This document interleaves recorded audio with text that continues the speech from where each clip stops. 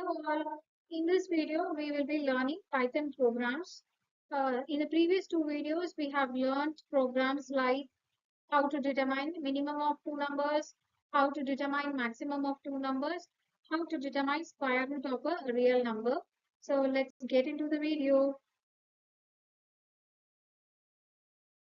So this is a Python program to determine square root of a complex number.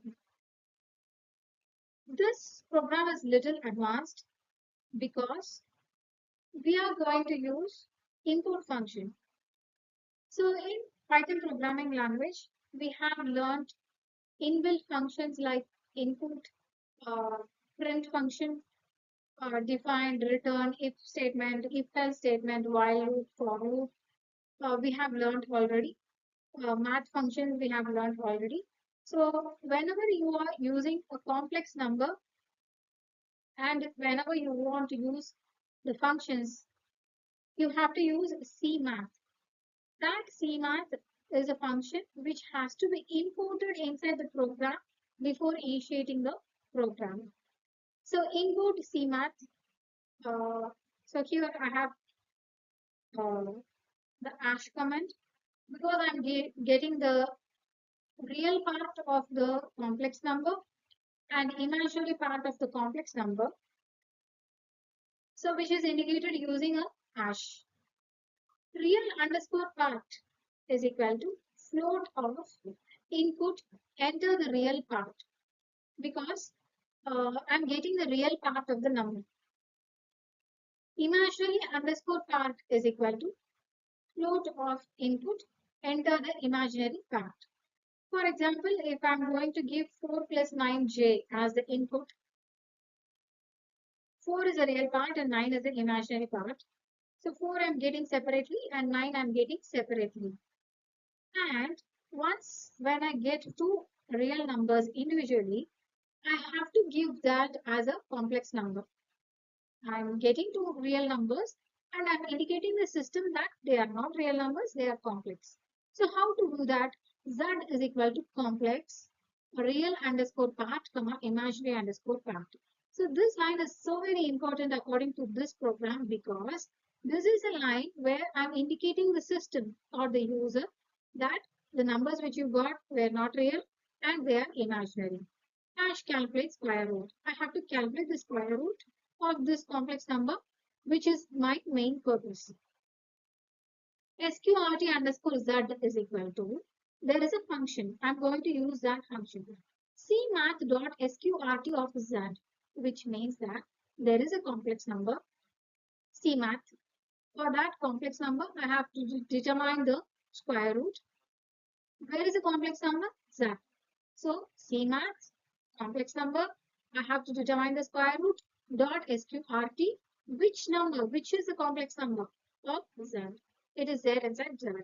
So that is a simple explanation for this type of coding.